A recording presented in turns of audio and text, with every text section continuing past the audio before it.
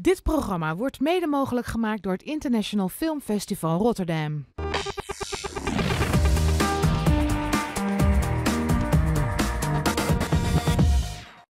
Welkom bij de 44e editie van het International Film Festival Rotterdam.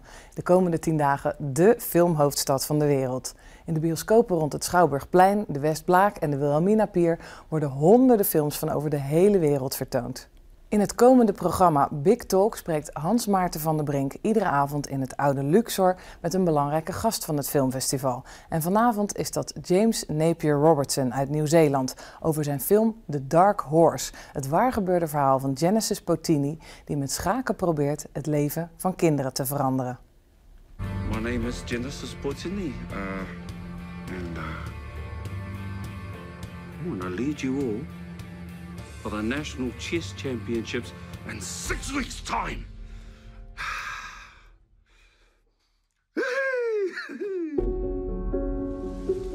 Jim, what are you doing? I can help them. They'll have a purpose. You talk dreams to those tamarikis, you better follow through. Take your meds, get your sleep, whatever. Just promise me you won't let them down.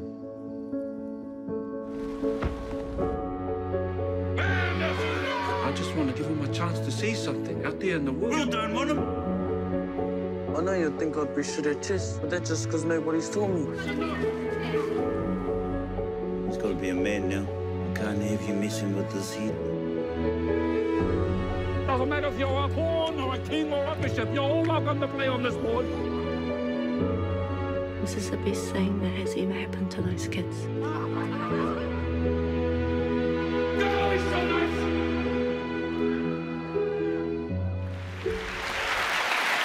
Hi, welcome.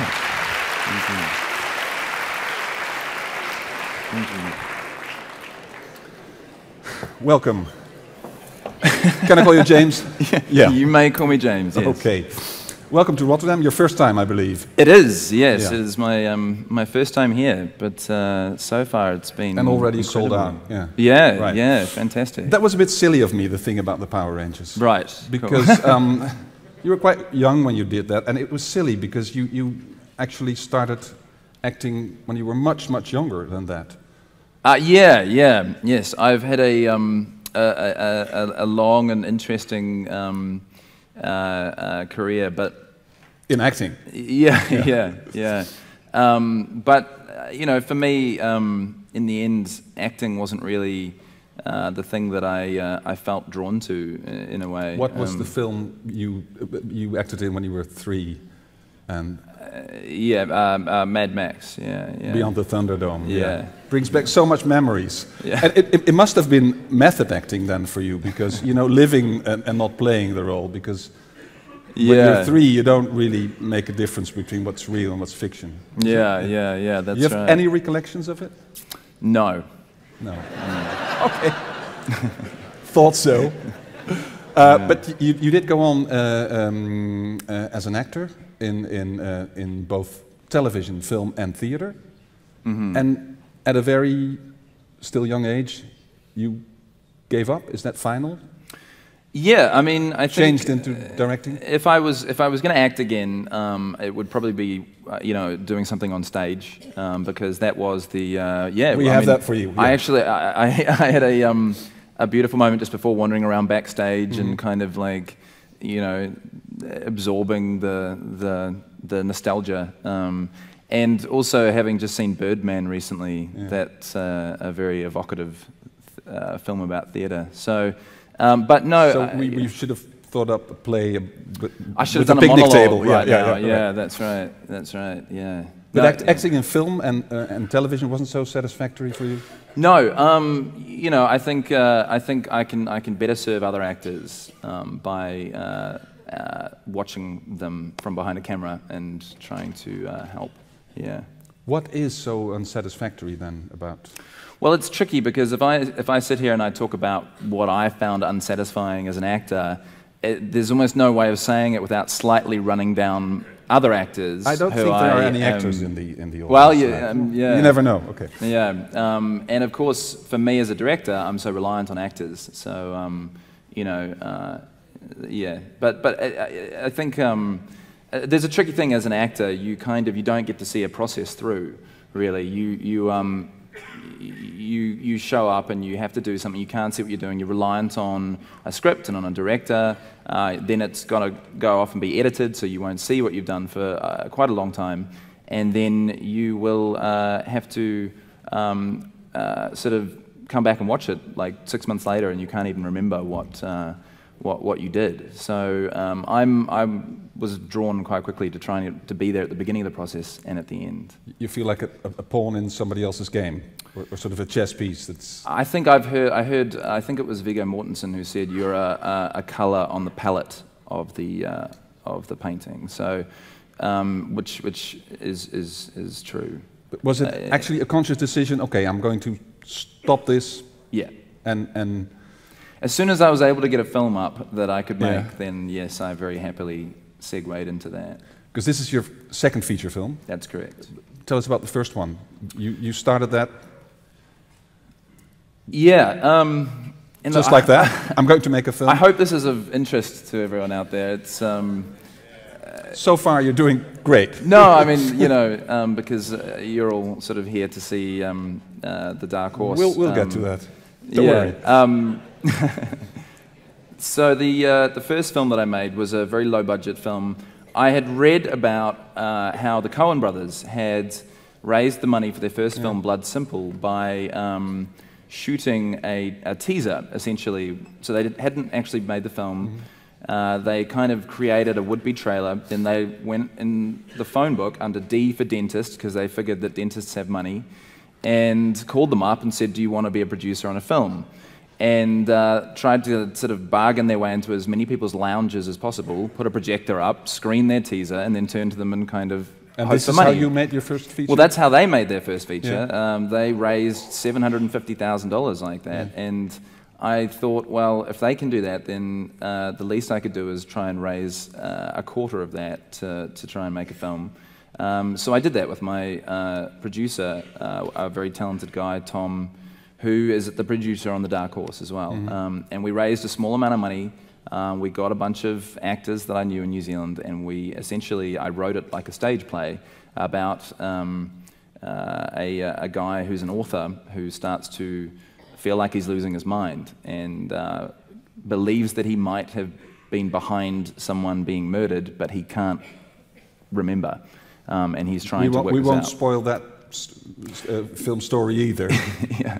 But you succeeded in making the first film practically from scratch? Yes. It is a thriller, yes. we may say? Yeah, well, a psychological. And then for the second film, The Dark Horse, which we're about to see, it's a completely different story. Well, this film is about a man who was a very dear friend of mine, Genesis Portini, who is he was a New Zealander, a Māori New Zealander, which is our native people in New Zealand, and he was an extremely brilliant chess player, particularly speed chess, but he also suffered from severe bipolar. And so what we're about to see is based on a true story, and I was going to ask, how did you stumble on the true story? But you actually knew the main character. I did. I played many games of chess with him. You're a chess player yourself? I am, yes, and I lost nearly every single one of them. So I managed to win one game, which for me felt like a phenomenal achievement. And I think it was literally that I just fatigued him through sheer mass of games. So. And youthful energy. Yeah, that's right. Yeah, just blustering and blundering my way forward. Isn't that... I can imagine it's more difficult to make a film based on a true story if you know and have a personal relationship with the main character than if it's just an interesting story that's being given to you. It's the first time that you have to change stuff. Yeah, it's the first time that I've made a film about real people and a real situation, and it meant that I had to approach it in a completely different way, because this is going to be... particularly when Genesis,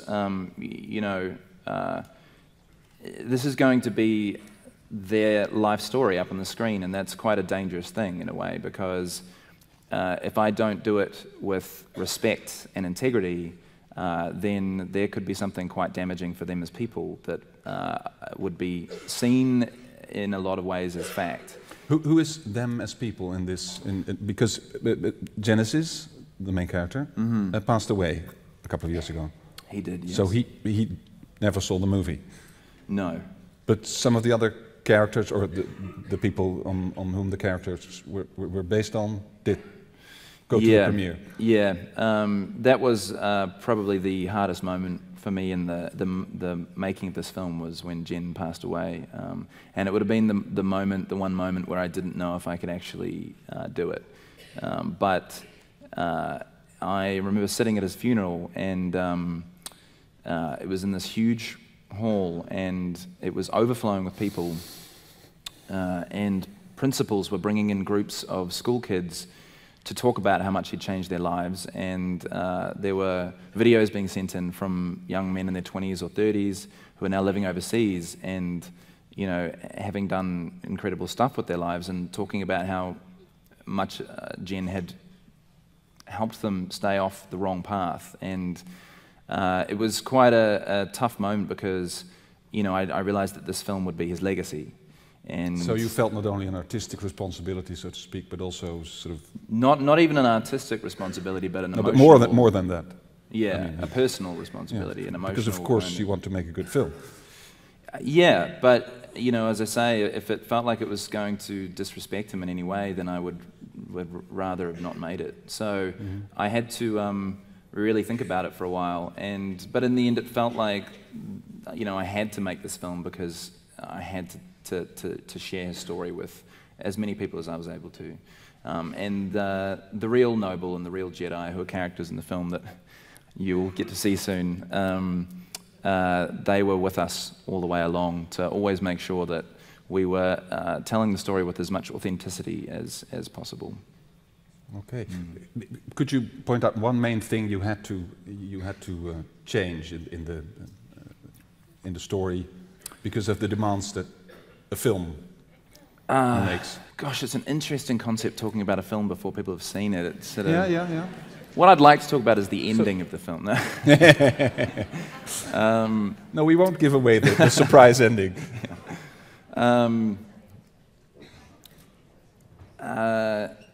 Look, I think tell us something we're not going to see. Yeah, the hardest thing really is condensing a man's life, and condensing a story such as this into 2 hours. That's a real challenge. You know, I found that really hard. And whilst, you know, actually trying to accurately portray it. So I was thinking, for instance, of, you know, you have him talking to you to himself quite a lot, and writing that, and knowing or having the burden. Well, I'm just writing his words now, but maybe his words were completely different, or I Well, I think as a writer, you know, your job is to try and interpret a person's thoughts as accurately as you can, and, you know, inevitably there will be times where you can't get it exactly how they would say it, but if it's got the same context or emotional truth to it, then I think that's the best you can try and strive for. Okay. I saw the movie, among other things, as a sort of clash of three cultures, or three concepts, two of which we sort of know. One is that there's an element is sort of motorcycle gang, thugs who have their own ethics and initiation rites.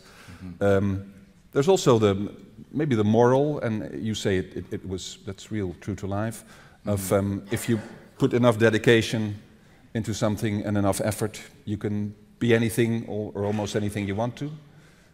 We've seen that, experienced that. But a third thing is rather, I think for this audience, is rather strange. That's the mixture of chess culture, which is basically a Persian war game, and the mystic or the myths of the Maori people, with a lot of words and expressions we don't know. Could you maybe explain a bit more of the role of the Maori in New Zealand society now? Is it a subgroup, or is it a real part of New Zealand culture? So the Māori people in New Zealand, the Māori culture, they're our indigenous people, our native people. They were there before Europeans, who are called Pākehā in New Zealand, and a lot of our culture really comes from Māori culture. But there has been, and this is certainly not right throughout Māori culture, but there is definitely an aspect of problems with gangs and poverty. And I think that in a situation like that, someone like Genesis is kind of like a shining light. And he's one of those people who, I think there are people like this all over the place, but we just don't hear about them. They're sort of the unsung hero. And what this was an opportunity to do was to really kind of actually shine that light on him and put him on the stage that he never normally would have been put on. And, because he was actually a leader of his community, but he was also stigmatized because of his mental health and his struggles with that. And this was are these people as a group also stigmatized? No, but there are definitely, There's somebody saying right in the beginning of the film, go on the dole and get a life. You know, that sort of, they're good for nothings. Yeah, I think it's that if you're really that low, then there's a stepping stone to kind of getting your life on track. And the first thing is maybe get money from somewhere. But But do you feel as a New Zealander that their culture, that the native culture is part of you? Oh, absolutely. Yeah. So all these words and expressions, a New Zealand audience would recognize them and relate to them? Yeah, predominantly, yeah. Okay. Yeah, absolutely. Yeah. For the film, you used a mixture of professional actors, and I think Cliff Curtis stands out, and amateurs. Yeah. There's a lot of actors in the film who have never acted before in their life, including some of the really key roles. And also a lot of the gang members in the film are real gang members. And they're actually from different gangs. So there was a little bit of concern that if we have them on set at the same time, that fiction might become reality. And I definitely... So was it very tightly scripted, or quite the other way around? Oh no, yeah, it's tightly scripted, but so I definitely had times where there were quite a few people that thought I was insane for casting certain people in the film. But as I say, for me, the most important thing all along was authenticity. It was so crucial that the last thing I wanted to do was make a film that had any kind of vacuous or Hollywood representation of a gang member or of any of the characters in the film. So I was prepared to take those risks. And aren't gang members inclined to play a role like they think they should in a film? Or how do you mean? Sorry. Well, you're a gang member. Think I'm on film now. Now I'm going to overact. The funny thing is, for most real gang members, when you put a camera on them, they get really shy. They get shy? Yeah, because it's sort of like, and they'll suddenly get quite self-conscious, and so you kind of have to do like workshops to sort of like, let's relax and just breathe out, and and the other interesting thing is that for a lot of members of a gang, a lot of what is important growing up in a gang is to be very stoic, to kind of be poker-faced. You don't want to give away emotion because that's kind of like a sign of weakness. So there's a very kind of tight control on revealing any emotion. Of course, then when you need an actor on camera to reveal emotion, that kind of poses a whole new set of challenges. But nobody was protesting, hey, this is not like it is in real life. No, in fact, they were all quite blown away by. I mean, all of the gang clothing in the film is authentic. It's done by the guys that actually make all of the prominent gangs in New Zealand. Their patches and everything. So in fact, I think people were often getting quite disturbed at how real it was feeling, which for me was fantastic. the idea that you saw through them? Not that I saw through them, but I think that I saw them, and that I was trying to depict them with, again, as much truth as I was able to. Yeah. Maybe a last question, because I think by now everybody's anxious to see the film. Yeah, sure. Is about the chess.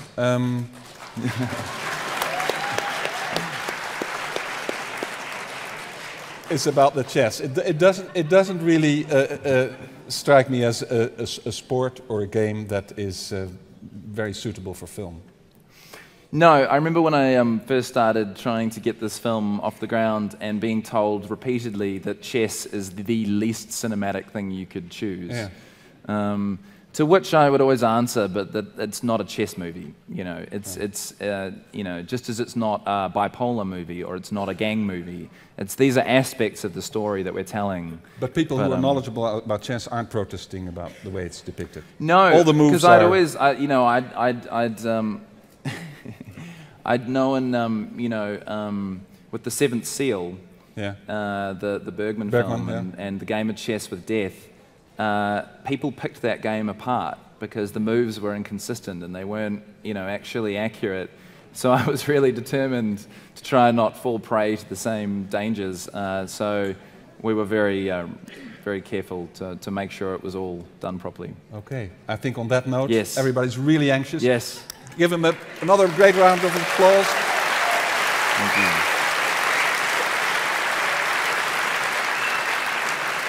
Ladies and gentlemen, in a few minutes, the Dutch premiere of The Dark Horse. Thank you. Thank you. De nachtfilm die we draaien heet Mundo Grua van de Argentijnse regisseur Trapero. Over de klusjesman Pablo die zijn droombaan als kraandrijver aan zijn neus voorbij ziet gaan.